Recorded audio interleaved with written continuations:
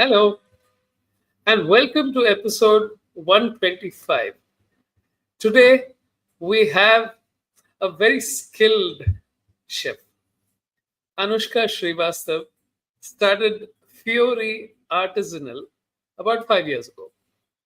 And she'll tell us about the art of baking because obviously it's not just about making pastries. But the reason we said pastries is also because that has become an art and a differentiator because breads are something that we used to. And if I go back to Bangalore in the in 2000 and 1990s, the Iyengar bakeries used to dominate. But we have a new crop of extremely skilled people who managed to rival their European and Western counterparts, which I think is a very interesting career option. So, Anushka, we'll figure out what her journey has been, how she got to where she is today, and what are the challenges and the rewards of her job. My name is Venugopal Nair. I head Ideascape Communications, and every week we speak to one interesting person to try and figure out what their career journey has been like and what it means if you want to take up something like this. Let's welcome Anushka to the show. Hi, Anushka. Great to Hey, have you hello, on the show. Manoj. Thank you. Thank you for having me. It's a pleasure to be here. Okay, so artisanal baking, why is it different from regular baking? That's a great question that I answer almost every day to my customers. I think, Okay. you know, you see, like you rightly mentioned, there is a new range of very talented chefs that are coming up, emerging from, hospitality schools and culinary schools, which is great in their own way.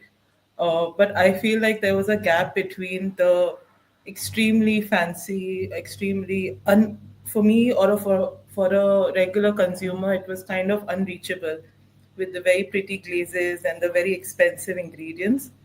So artisanal bakery is kind of a step up from your traditional bakeries because we still put in that same European skill, but it is slightly away from the glamour and also consciously seeing how pastry and bakery can be a little more consciously made, a little more healthier, a little more cost effective, but also at a premium. So it is kind of we're blending two worlds together. So everything is handmade. There's no fancy equipment that we use. So it seems very glamorous from the outside, but it's also end of the day, it is the skill of the chef who's making the pastry for you. So you could Okay. be in the fanciest of places, fanciest of kitchens, and have a very good looking pastry, but it might not taste as good as something artisanal made or something made by hand because there's a lot of person connect in that artisanal baked good. Okay. So where did all this begin, Anushka? What was your entry into this like, and what were the other things that you considered for your career? So, I mean, I come from a family of engineers, doctors, a very typical Indian family. But because of my dad's job, he was in retail always. He was in all the FMCG big brands that you know of. So we moved every 2 years to a new city. So I got that kind of exposure from a very young age. I actually tell people that I've gone to like 12 different schools in 12 different cities while growing up. So that kind of I assume exposure you didn't have a problem making new friends all the time. I don't have a problem making new friends or meeting new people, but it also felt like, okay, now we've just settled in, now it's time to move again. So that Yeah. kind of, that is the only setback, but we also saw a lot of different foods, different cultures, see how people eat, people talk, all those kind of things. So I always knew that I wanted something to do with the food industry because from a young age I was exposed to so much. And going to a restaurant as a kid also was more like research. कि chef ने कैसे बनाया या what is the meaning behind this dish, and we would explore. Like my parents are foodies, we're all foodies, so that kind of I started taking it up seriously when I had to choose something for my 11th and 12th. But again, being from a science background, my parents insisted that I chose science subjects. So I am actually like I did my science education till 12th. And then I think I explored different career options also. I did know that I wanted to do something in environmental studies or marine biology or something to do with nature, because I'm that person. I love nature. I love everything that is, in the soil or things like that. So I knew I Right. wanted something in that direction. But it was just, I think it was just teenage angst or something. I was One day I woke up and I'm like, I'm doing hospitality. I want to do culinary. And yeah, we started looking for schools. We started looking for colleges. I think back then, this was 2014. There were not that great colleges in India, so we looked abroad, and then I ended up going to Switzerland. Again, my college was very, I would not say no frills, but it was a very um, within its means college, because obviously, coming from Right. an Indian middle class family, you can't really expect to go to the most luxurious ones. So my college also gave me a lot of perspective of different career paths I can choose if I'm starting from scratch without any kind of support from anybody else in the industry, because I'm the first person in my family to even do entrepreneurship, let alone hospitality or culinary for that matter. So I got a lot of exposure from my college, where 6 months I did my coursework and then 6 months I could do a work experience abroad. So even though it was like a 3 year course, I finished it in 5 years because I wanted to do all these sorts of work experiences. So I ended up going to So give Jamaica me a for sense of some of the things that happened during the course. What is it that defined your sort of way ahead, and how did you sort of come to that? You said that they offered you several options for somebody who didn't have a background in the industry. So give me a few examples of what that means. So I think when I first went there, it was more of personal development, professional development, the way you groom yourself, the way you speak. Again, my English was not that great back then. I just came out of high school, so my thought process was very different. I think the first 6 months in my college, it was just grooming the students into how you can be an hospitality individual, because I feel hospitality is a very different sector than most other industries. Hospitality is severely service based. So you have to kind of be that dedicated to providing a good service. You have to be consumer centric. There is very little scope of you being selfish. I'm tired and I can't work anymore. I can't speak to this customer because he's rude or whatever. Like those things, again, it is when you join an organization, it is your manager's duty to kind of guide you through. But you as an individual should not kind of feel bad or take things personally, because that is something that is kind of expected if you join the hospitality industry. So those kind of small grooming things where we had sessions of even sorry, we had sessions of even grooming, like physical grooming. So how you tie your hair, how you wear your uniform, how your uniform has to be ironed. We had a session on ironing clothes also in college, because again we were all kids just out of high school, probably Right. privileged in a way that we've never ironed our clothes. So we had housekeeping sessions where we had to scrub toilets and all. And this is not even getting into culinary. This was just so that people knew, or the students knew, what we're getting into. They kind of showed, my college showed us the mirror. Okay, this is what it is. This is the hardest it will get. And now from now on, you can, yeah, go into the kind of direction that you want to go. So I chose culinary. A lot of my friends chose F&B. Some chose events also, but that first initial 6 months, I think, was the most shocking for me. It kind of burst a bubble key. It's not just about the pretty plates and the glamour, and you're in a busy kitchen using your tweezers to put edible flowers. I think that was very, very important because it kept me on the ground. Was But it yeah, I hard to think adjust? I think with my I assume that background, going out of home into an alien environment, which is also a foreign country, which is the culture is different. Did it make a difference? so I was in hostel for a little bit in school.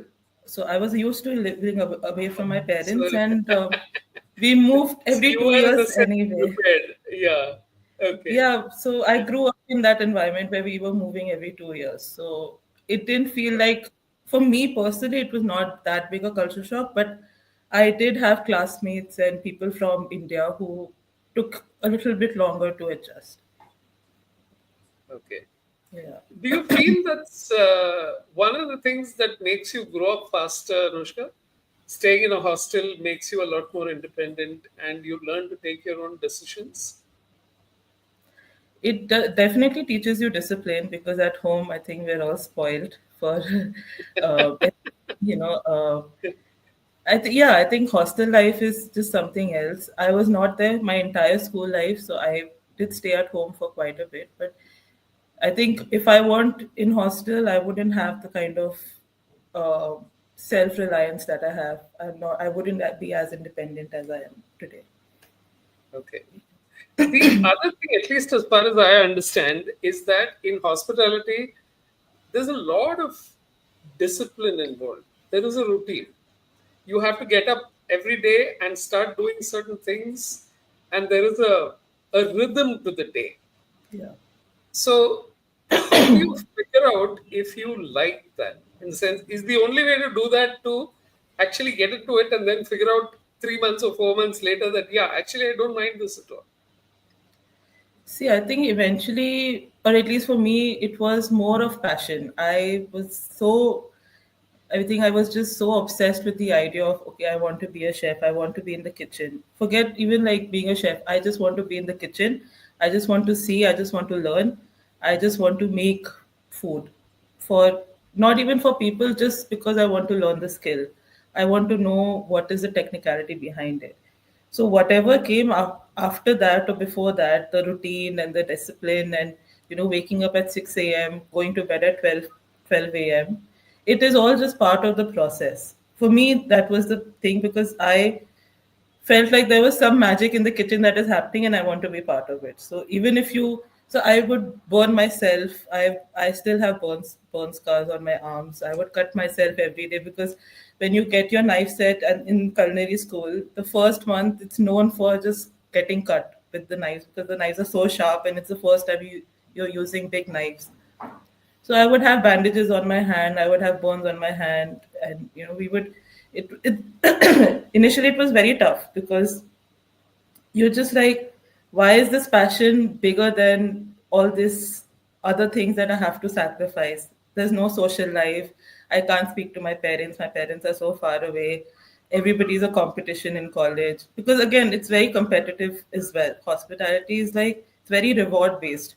So if you do well, only then you'll get rewarded. If you don't do well, then you'll get sidebarred or you'll get chucked out. So it was a very competitive environment as well. So it was honestly just sheer passion that I want to do this. This is all that I see, and rest I will do. I will change myself for it, and I really did because I was a very laid back person. I didn't want to go to school also at times because I was like, I don't want to get up in the morning. But once I went to college and once I actually started working, the 6 a.m. shifts didn't matter anymore because I know that I'm going there to do something meaningful, something that is meaningful It's to me. crazy, isn't it? That Yeah, when it you is. find out what you like doing, you're prepared to go completely out of your comfort zone and everything else I that agree. you until then held very dear. I I mean, like saying, no, I all that is okay. I can wake up I and say, wasn't a very bright student in school, to be very honest. I mean, my parents, they're very, very bright. They were toppers. So they assume that I will also do well in school. But honestly, I was not interested. And that's probably why I didn't do well. But the minute I went to college, I started topping my classes because the interest was there. So right, I think right. interest and It's passion the is the most important. Okay. most, yeah. But give me an example, Anushka, of how your cutting skills improved. Give me other thing. You said you went through. So the only way is to keep cutting yourself till you figure out how not to cut I yourself. mean, that is what I tell my interns also. The more you practice, the more you make mistakes, is how you learn. So we used to have sessions of like 6 hours where we were just cutting potatoes and onions and just honing our skills. And even when I was at my work experience, I was in Jamaica for 6 months. That was my first ever experience. I was 18 years old. And for the first 3 months, I was just doing veg prep. I was just cutting vegetables. And I hated it. And I was like, why am I doing this? I'm going to such a fancy college in Switzerland. Why are you making me do this in an island? But my chef there, he said, you'll thank me when you once you reach my level or once you grow a little bit in your career, because these foundational skills, they're not just about how thin your carrot stick is. It's also about discipline. It's about precision. It's about that meditative state you go into, the focus that it gets you to, that helps you in other aspects of cooking. It's just not, or other aspects of your career also. It's not just not one thing that you're cooking. You have to kind of, you go in a trance where everything, you are in control of everything around you, but you're also focused on what you're doing. So Okay, I it's a don't know if lovely I'm able phrase. to uh, The enunciate meditative it state. properly. Let's talk a little more about that. So, in the early stages, obviously, it's the drudgery. You look at it and then say, okay, there's so much of work to do. And then there's a point at which you say, no, it's got to be done. And then I'll begin to do it.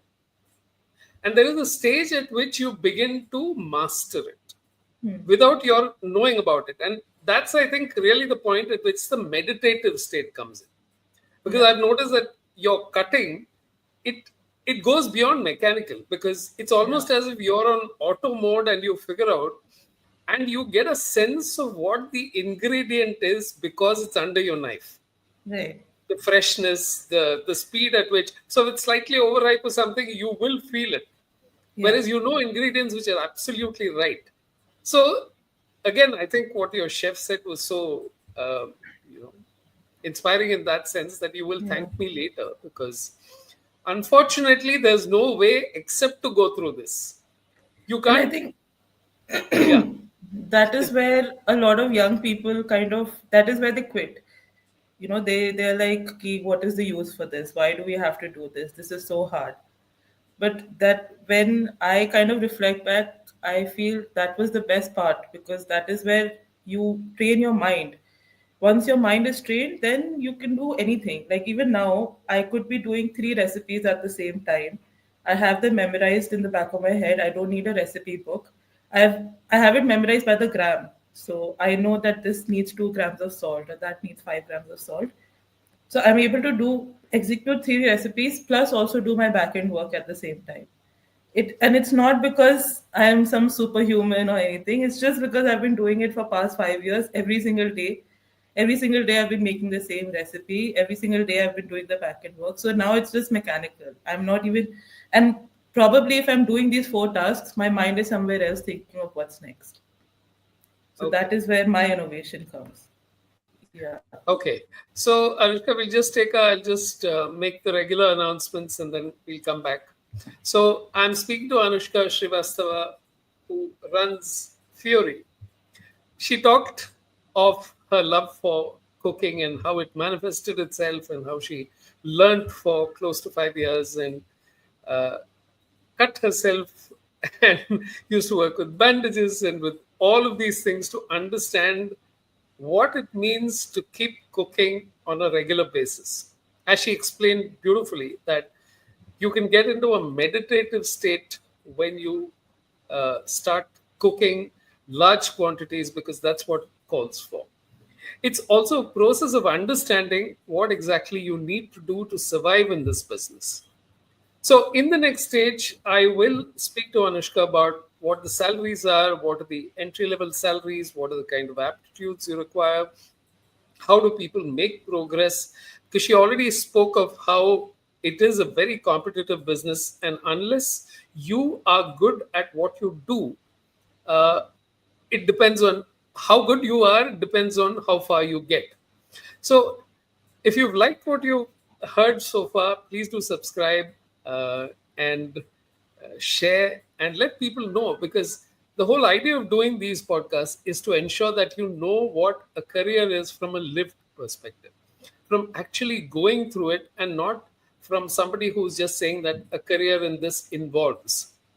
So let's bring Anushka back for the next uh, segment and figure out Where do you, what were the salaries? Was salary very important to you right in the beginning, Anushka? What did you manage, and typically what do sous chefs, so people who are just starting off, what are the kind of salaries they can expect?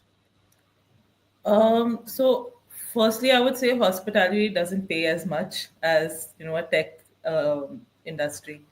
Hospitality is a very, very underpaid industry in the sense that uh, the amount of hours you put does not justify your pay scale. So salaries starting off are very low. But if this is something that you're really passionate about, I would say don't look at salaries, don't look at your pay scale just yet. Work your way up, and then you will get high rewards. So I started also my experiences were abroad, so I cannot comment on salaries in India. But again, I was making minimum wage, but I was extremely happy with my work because the kind of exposure I got, I don't think I would have gotten even if I was, you know, working in India somewhere in a five star. So So that let's is say, my just for comparison's sake, in India it would be around 15-20,000 a month to begin with. yeah. I think 15-20,000 is a good salary to start with, and then again depending on your work environment, you can take a call if you're looking for something that is more of a monetary gain to you. Then I would suggest you either get into education where you can be an instructor, or you can get into food styling or food marketing or something that does not involve you in hospitality. But if you see yourself as an hospitality individual, then I think, yeah, 15-20 would be how you start, and then you can always grow. And I see a lot of scope in India right now. There's a huge market for chefs, huge potential for brands to grow, and that's why I think our brand is also growing because people want to experience, people want to uh, try new things. So there's obviously a huge market, and there's exponential growth that we foresee across all sectors of hospitality. So there's definitely, if you start at 20, you can easily get into 35, 40 by the next 3 years. And give me a sense of what it was like to start off work, in internship for you. Give me a few incidents, something that probably defined how you looked at the job, and one of the things that, it's almost like a light bulb moment while you were working. So my internships were quite different because not once I was made to feel like I'm an intern. From the first day itself, they were like, "You're part of the team. You're part of." We don't even have hierarchy. There is one head chef who will give you direction, but we're all equals. So there was no hierarchy in the kitchen. So I got exposed to a lot of different things that other interns could not, because of that sheer eagerness. I was that very annoying person. Ki, okay, chef, what are you doing? Can I help? Can I do this? Can I do that? I was doing a lot just because I was interested and I was over eager. So I think internships is what you make. It is up to you what you want to do with them. They're a great place to learn because stakes are quite low for the employer as well. And the more eager you are, the more your superiors will give you opportunity to do more things. But I don't think if you just go with the bare minimum mind, ki, okay, I'm just getting a stipend. Why should I put in that effort? Why should I work 8 hours? I think that is not right. If you even do 10 hours on a stipend, that is more valuable to you as a person than to the company, because you are learning so much, you are putting in that much effort on your skill. So internship is a time where you hone your skills, you put your theoretical knowledge that you've gained from your college to use. It is for your own benefit rather than you expecting the employer to give you more benefits. Give me an example of a kitchen disaster and a kitchen success that you had while you were interning. Kitchen disasters, many. I think this it can take like 5-6 hours. I make mistakes. I used to make mistakes every day. Even now, I make mistakes every day. So there was one time where I was working at Disney World in Orlando. So we had a 6,000 people catering event, and I was Wow. working the banquet kitchen. And our chefs had made, I think, some 10 gallons, which is like 20 liters of salad dressing. They'd made it in these big, huge drums, and it was on a trolley in the walk-in fridge. I was clumsy. I went and then I just spilled the entire dressing on the floor while moving Wow. the trolley. So that day I was like, I'm getting deported. They're going to chuck me out. It's a disaster. So they had to, obviously it's because it's, you're wasting the resources, you're wasting the time, it's already such a busy kitchen, and you're just, you know, put 2 hours worth of time down the drain. So that was I think that is the biggest lesson I've learned, not for the part that I need to be more careful, but the way that my manager handled the situation. He didn't yell. He didn't tell me to go. He was like, "Koi baat nahi." Like, it happens. Obviously, don't do it again. Be careful, but Yeah. don't take this incident as your career shattering moment. It happens with the best of us. Move on. And I think that kind of changed my life in a way that you will make mistakes, but the more you make a big deal of it, the more time you're wasting furthermore. Rather, you just move on and get on to the next.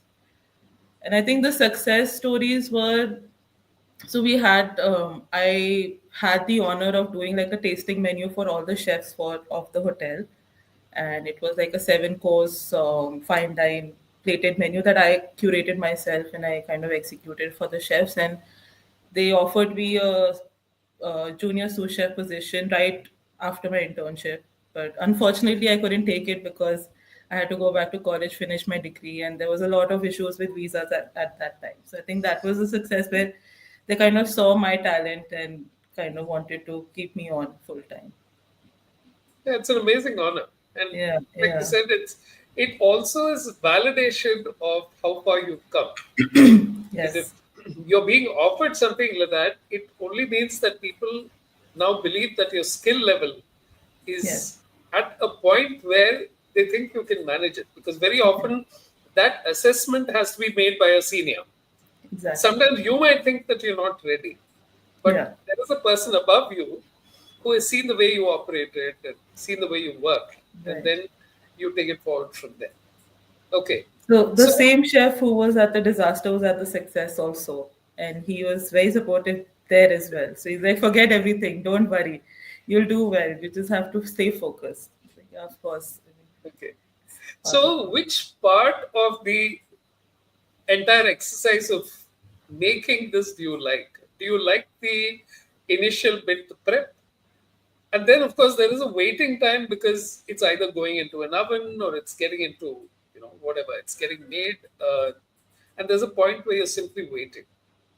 And let's say there is a point at which you're reasonably sure that you've done things right, but for some reason that the dish doesn't come out exactly the way you want it. So, what are the measures that you would take to fix things, or does it mean going back to the uh, whole thing again? My favorite part is cutting vegetables. I love chopping. I love because I go in a trance, like I mentioned before. So it is that Right, my meditative state. I reflect a lot. right. So when things don't go right, we scrap it and then we start from the back. So obviously we'll assess the dish, understand what has gone wrong. Suppose if we're doing a cake and it's completely sunk, so we'll taste it, we'll see sometimes it's too much baking soda or sometimes the eggs are not whipped properly. So we'll start again from scratch, try to eliminate things that are causing the problem, and then do a couple of trials again to find that perfect balance. I think also because our recipes are all standardized and I've been developing it for 5 6 years now, everything is down to the gram. So now, because we've made it so many times, I instantly know if something my team has messed up a cake. I instantly know what's gone wrong. So I tell them, "Ki nahi, isme you've put too much baking powder. That's why it's up." I'm just giving an example. It might not be true, Yeah, or your eggs were not at the right temperature when you were whisking them. So I think that again comes with experience where you've done it so many times, so you know you've actually messed up so many times that you know what mistake it is. I think that is what it is. yeah. Yeah, I think that's a very clear, you messed up so many times that you know exactly where you've gone wrong. yeah, And it's The more you go wrong, the more you learn, and the faster you turn things around. Right, right. So, Anushka, when you said you worked for a couple of years after your course, Yeah. what were those jobs in? Did you try out various kinds of bakeries, or did you go in for different kinds of things? Did you move towards a certain goal, or you were simply trying to gather experience?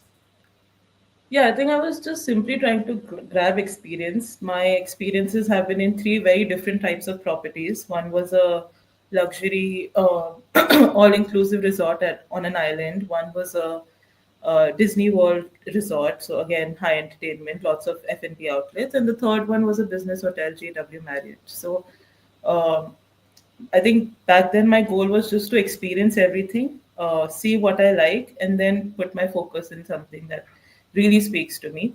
And then I did find my direction. I'm just naturally drawn towards Italian cuisine and fine dining, and also pastry. So I did. I think half my experience was pastry and half was into fine dine, European fine dine, because that is what my course was also about.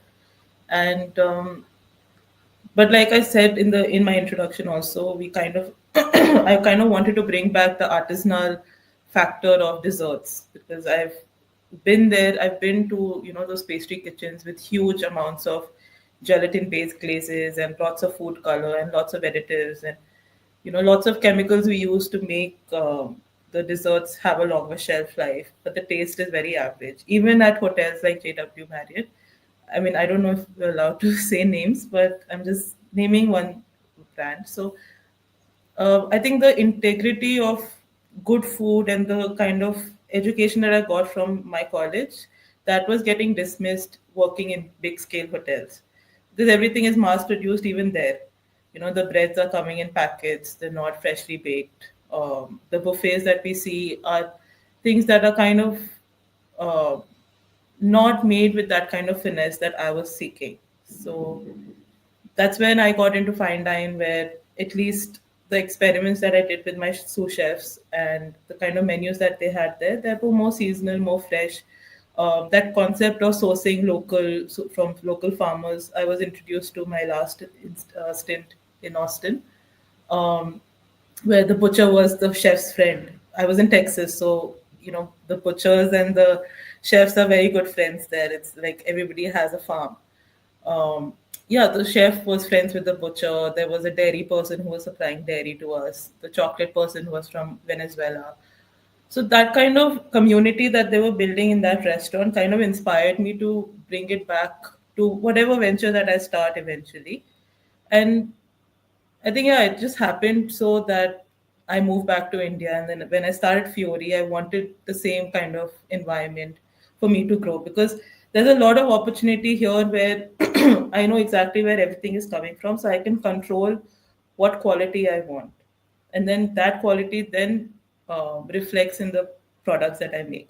So I don't have to try too hard to make something taste good, because it's already tasting good, because I know where it's coming from, how it's made, how How it's did you go organic. about setting up this network?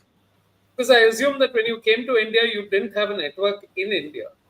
So, how would you go So, about figuring the various ingredients that you wanted? How would you find out the sources? I think as a pastry chef, you already have a list of vendors who supply globally. So there is a Right. Belgian chocolate brand, there's a dairy brand.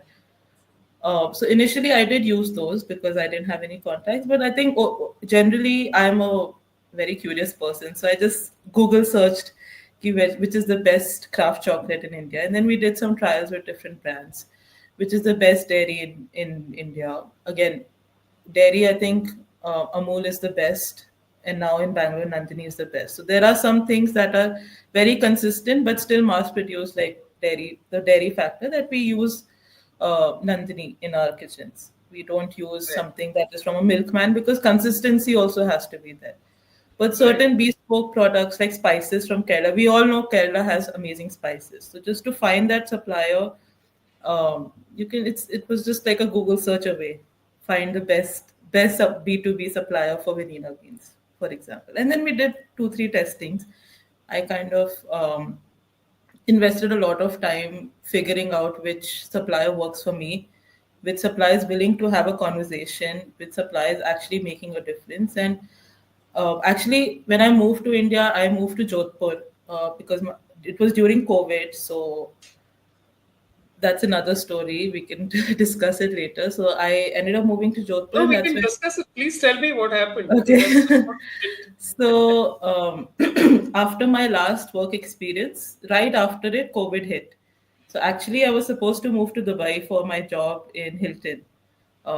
I got a very good opportunity there. I was supposed to move in April of 2020, but COVID happened and everything shut. So they kind of terminated my contract before I could even start. So I Okay. was home, and that time my family was in Brazil. So we were living in Brazil, and I think that sense of artisanal baking and the natural ingredient sourcing also came from my time in Brazil. I was there for about 6 months. So I think there I kind of started formulating vendor lists and reaching out to suppliers. Ki, okay, I want to start something soon in India because I couldn't start anything in Brazil because of work authorization, visas, and all of that. So I knew ki, I have to come back to India if I want to do something. So I had started my homework from there itself, reaching out to people. I think back then Instagram was taking over, so all brands were on Instagram. I was DMing them, asking them for to send samples or purchasing samples, testing things out. And we moved to Jodhpur. I was working out of like 100 feet, sorry, 100 square feet kitchen, which half Okay. was used for home and half was I had like a small tiny oven and like a small work counter. So that's how I started doing R&D. And then I was there for like a year and a half. We were just developing our products, developing the network. And then we decided to move to Bangalore as a family. And I rented out a small commercial kitchen, which is still a studio. I call it a studio more than a kitchen because it's my creative space. Okay. Yeah. So, So how do you figure out what you're going to work with? What are the kind of things that bring up ideas? Let's say you walk into the kitchen and say, what am I going to try out today? Is it what is available, or do you have some kind of thing in mind? Do you have a method for arriving at something new? So I work a little differently. I work with flavor because I feel my expertise is flavor profiling and flavor pairing. A lot of my training also has been involved in flavor pairing. So I first work with what ingredients we have on hand. Like if mango is in season, I definitely want to use mango. Yeah. But we can't just do mango and cream because that is not us. We have to do something exciting. We have Correct. to do something that is new to the customer, new to our palates. Right. So we find our maybe two or three ingredients that are very basic, and then we keep adding flavor to it, maybe through spices, through teas, through different floral notes, through chocolate. And then once we have a base flavor profile, okay, we're using five different types of ingredients. Then we kind of layer it into what texture each flavor will provide. So suppose if we're doing vanilla, will it be a vanilla cream or will it be a vanilla cake or will it be a vanilla pastry cream? If you're doing mango, will it be fresh mango? Will it be a mango gel or a mango puree? If we're doing almonds, do we want to toast the almonds? Do we want to blanch the almonds? Do we want to make a caramel out of the almonds? So that is kind of how we work into formulating a dessert. And then we see how the structure will look like. Then we do a sketch. Then if the sketch is not making sense, then we go back to the flavors, and it's just like a cycle. Then we start with our trials, execute it, see the tasting. If things don't go out in the tasting, then we again go back to square one, try again. Okay.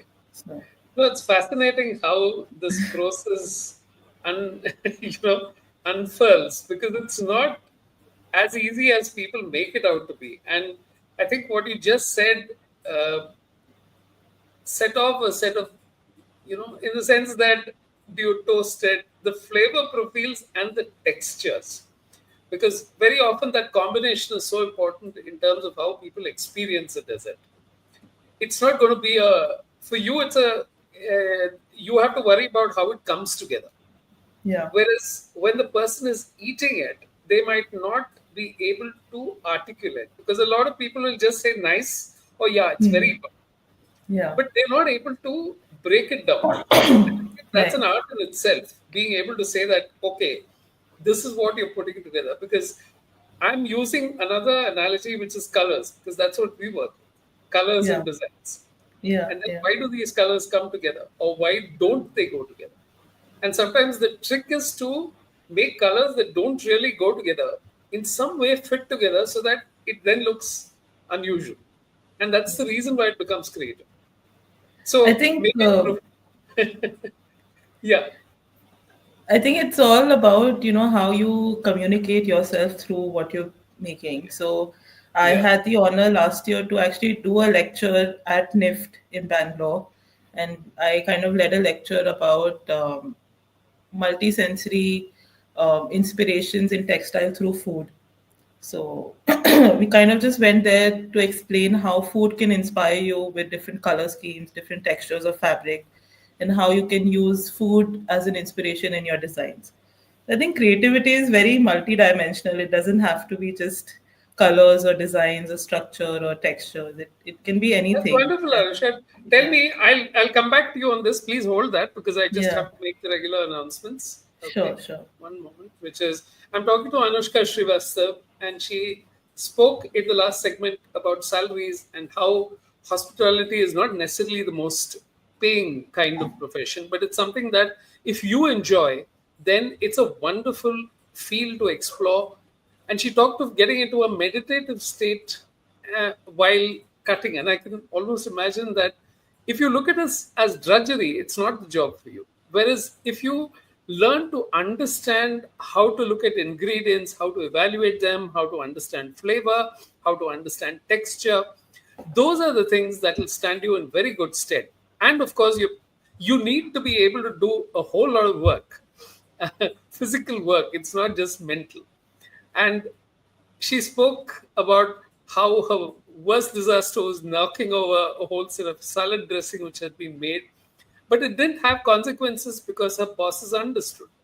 And the fact that it was on the other extreme where she was invited to actually do a tasting for prepare a tasting for tasting menu for a whole set of chefs, which I think is validation of the skill that she has. In the final segment we will talk about how creativity in baking can come from this combination of flavors and textures. And she was just speaking about how she gave a presentation at NIFT. And let's go back into that because I find that very interesting. So, Anushka, tell me, what was that presentation about? What did you speak about? So that presentation was for first year fashion technology students. So we were invited by the professor to just kind of give an introduction of how you can seek inspiration in your designs, in your textiles through multi-sensory things, which is one of them is food. Food is, I think, the most similar in terms of multi-sensory senses. So we talked about how different textures we kind of play with our in our desserts. So if something is crunchy, it needs to have something also soft, so it's not too much of chewing. Or if something is too creamy, it needs to have a balance with something that is slightly tart or something that is a little spicy. So it cuts through all the richness. So we were giving them instances like that. Then we kind of also showed how we as an artisanal brand use fresh flowers or fresh fruits to kind of design and kind of beautify our products. We don't use color, so how can we get natural colors from flowers and fruits to kind of enhance the look and feel? So if suppose you have something as simple as like a chocolate tart, which is brown in color, if you just simply add a touch of like a pink flower on it, a pink edible flower, it will just amplify its beauty. How is that? So we kind of had to justify how that looks better than you over glazing it with full like a sugar filled glaze on top, and how that looks. The natural one looks prettier than the other counterpart where it's full of sugar and it's all those artificial colors. So that was one aspect, and the second one where we took samples from our kitchen and kind of showed them how you can layer different textures and flavors in one small bite and also still create an impact than having something super big and then just like quality over quantity is what I'm trying to Right, say. So right. we had like very small samples of cookies that we had some fillings inside, and we had it presented to the students. So it had like 5 layers in it, but you couldn't see it from outside. So what we kind of try to communicate is, if you have, suppose, a jacket, the jacket could have 5 layers of fabric: one for comfort, one for style, one for structure, one for color. Just giving you an example. So how Right. can you combine that to give a product to a customer that fits their budget, also fits their comfort, also fits the look also. So, and that kind of philosophy we work in our pastries as well. So we don't. So suppose if we're doing something that is a very fancy French dessert, where we know that if we use an almond-based cake, it is more costly than a vanilla-based cake. But if the almond flavor is not coming out in the final dessert, then we might as well just go with the vanilla based cake and bring down the cost a little bit, so the customer feels like they're not, it's something that is not overpriced. It seems a little Okay. reachable to the customer. So those kind of aspects also have to kind of play with the creativity. We cannot go completely bonkers and be like, let's make the fanciest thing ever. Let's use all the Right. hazelnuts, all the macadamia nuts, all the chocolate, because these, especially in pastry, I think ingredient cost is quite high. Right now, also, when we do our costing, it is about 35 to 40% food cost, Of and course. with overheads and all, it kind of gets a little too much for the customer also. Like, why would I personally would not want to buy a 400 rupee cupcake, for example, right? So if your cost is that much and you expect your customer to kind of invest that much money on a small pastry, I'm not really sure if that's very sustainable. That is, Yeah. keeping costs low at the end of the whole thing is, I think, a very important part of keeping this business going, because that's a very important, uh, what do you say? It's a route to the future, because if you price yourself into a very small segment of the market, then you have more temperamental customers who will want more and more uh, experimentation, and Yeah. not necessarily stick with you at that point. Whereas the market is really in the mid and the low segments, because that's where you can get a whole lot of, and that's where you can innovate a lot as well. What was the response from the people that you presented to at NIF? Did you or I were mean, they? they, I think they were quite, I mean, I think it took them some time to absorb it all, because they never never saw this coming. Like, they never expected something like Yeah. this coming. But when we experiment, also, I do think there is quite a large premium market in Bangalore, especially. People are willing to experiment, but I think there is a limit to experimentation also. And that is where we kind of want to then promote natural ingredients and natural produce. So we have an amazing supplier who's doing exotic fruits right outside Bangalore. So he's doing things like kumquats and Maya lemons, and just recently he gave us durian to make durian ice cream. So these kind of things are grown in India these days. Our chocolate supplier is from Kerala, and he also supplies to Belgium. So his chocolate is as good as Belgian chocolate, but obviously his plantation is 100 meters away from his factory. So it's completely fresh when it comes to us. Similarly, with the coffee, our coffee people are from Chikmagalur. They have their own plantation. They're getting us coffee directly from their plantation. So I think that kind of, if you experiment in these kind of ingredients or with this kind of environment, I think it's more, it tells a story to a customer, and which is more impactful than saying, okay, my chocolate comes from Belgium, or I've used the finest ingredients, because these ingredients are also very fine. They are also, if not, they're fresher than what you would get from overseas. They are just made within days of you actually making something out of them. And again, we have this philosophy or this policy of making everything to order. So we make everything to order, even your cakes. So your cakes are completely fresh when they reach you.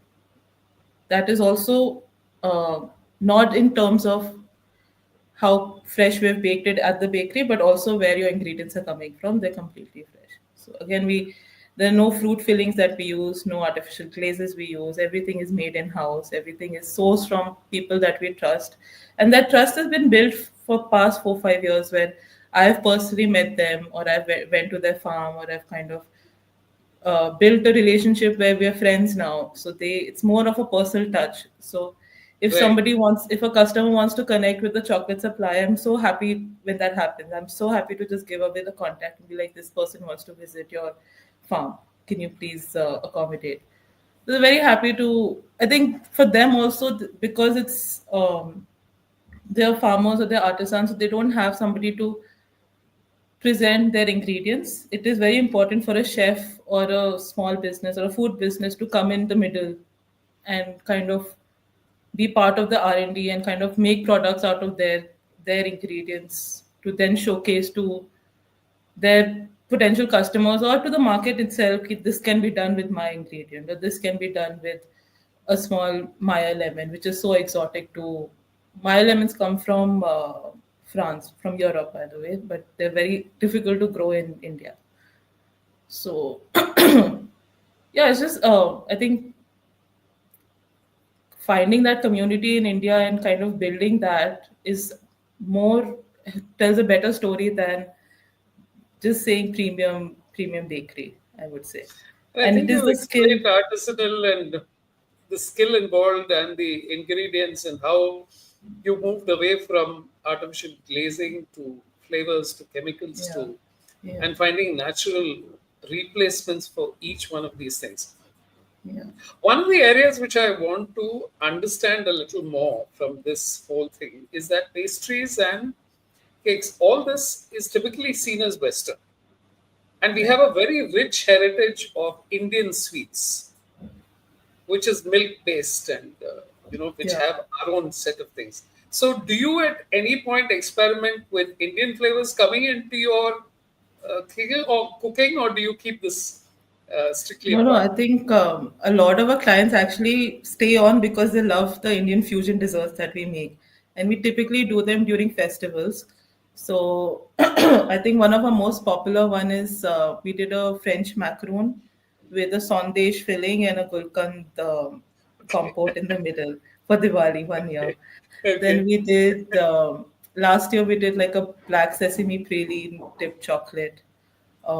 This year for Holi, we did like a Gujia baklava. And Okay. so I think the concept is again the flavor of Indian desserts, the texture of Indian desserts. How can we upskill them with a little bit of help from European techniques? Okay. Because the essence of the dessert stays, but it is in a new shape, new form, something different, something that adds a little more texture. Because so we do something called as it's like a parmesan and black pepper shakkar pare. So shakkar pare is made in everybody's homes, but ours is baked. It has parmesan in it. It has black pepper in it. It's slightly different in taste, but we're still keeping the integrity of the dessert. Yeah. Yeah. Now, that's a wonderful thing because it's an element of the unfamiliar with the very familiar. Yes. Because a whole lot of Indians prefer their Indian because that's what they've grown up on. Yeah. So when you give them what is essentially, for want of a better word, I'm saying a transition. You give them something that is familiar with something that is unfamiliar. They learn to get those. I remember 20 years ago, pizzas were completely alien to Indian palates. Right. Until the 90s, you just didn't have pizzas in India, and people the first time they were saying, "What is this stuff?" It's just bread with some cheese on top. So Yeah. Yeah. how is it? And now, we've become massive consumers of pizzas right across the country. Yes. So Yes. it's fascinating what you do. And I loved your example that you drew in terms of comfort, structure, and style when it comes to fashion and textures, using the same thing in food, which I think is a wonderful, equal kind of thing. But they just are executed very differently and presented very differently when it comes across. Because in most cases, that little difference that you bring about in whatever you do with the design often is the standout.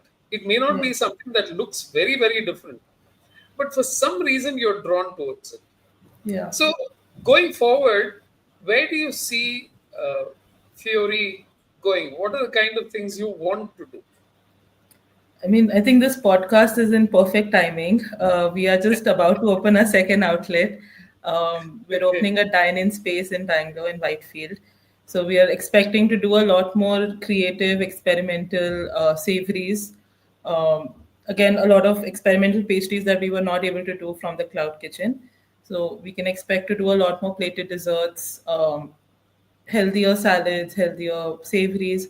So we're actually also getting into millet-based bakes. So how we can use millets as an alternative flour and It's replace much it with. harder to bake with millets. It must be, I think, right? It is harder because it doesn't have the elasticity of wheat, because wheat has gluten that gives it elasticity. So, but we are already making things with ragi and jowar, and we've just started things with little millet. So it is definitely harder, but if you know how to kind of replace it, there are some methods to replace flour. So we'll do maybe, I don't want to reveal the trade secrets, but we have some Don't need. alternatives Okay.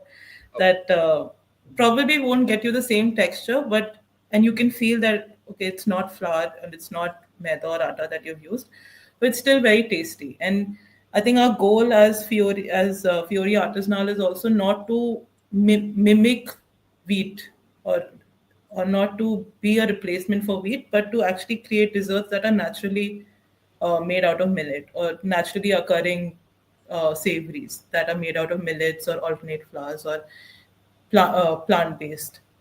We're not trying to make, suppose we would probably not do something like a vegan cheese, because vegan cheese is not a thing, but we can probably do something like a cashew confit or something that kind of is still plant based and it is true to its origin. Okay. So that is the plan that we are doing with the cafe, and it's opening very soon. Probably will open by the time this podcast comes out. So yeah, I think with Fiori, I think my goal is to just keep creating, keep experimenting. We also want to be kind of advocates of naturally sourced ingredients, locally sourced ingredients. I think there's a big gap between indulgence and healthy eating, conscious eating, sustainability, which we have been successful to kind of be in the middle and kind of bridge the gap. So we have clients who also, the same client would want an indulgent dessert one day and want something health conscious the other. And we're Right. able to provide both. So we want it to be a place for everybody. Everybody who comes here should have something to eat. That is kind of the point of it. And yeah, we just want to keep growing the brand as is, and work on expanding. Fascinating, Anushka. I Yeah. think I really enjoyed talking to you, and I think you went into areas that. And the last question, of course, was something that I intended to ask, but you already provided the answer because sugar is Yeah. one of those things that people are little wary about today. And Yes, like yes. you said, you're already experimenting with millets and various other things, and you should Yes. have something for people who come to you, irrespective of whether they like sugar or not. Right, So right. let me wish you the very best. Thank Thank you you for so coming much. on the podcast, and it's Thank been you a for real having me. pleasure talking to you. Yes, same here. Okay. Thank you so I'll much. just request you to hang on for a couple of minutes after I Sure. make the announcements, and I want to catch up with you. Sure, Okay. sure. Thank you, and all the best, Anushka. Thank you. Thank you so much. That was Anushka Shrivastava, who runs Fiori, and she spoke beautifully about what it means to undertake a career in artisanal baking, and she really explained that extremely well. I think she spoke of the flavor profile, the taste profile, and how she allocated or connected that to fashion. Next week, another interesting guest, another interesting career journey. Do subscribe, share, and let your friends know. Because the whole point of this is to help people who are looking for career options and alternatives. Until then, until next week, catch you.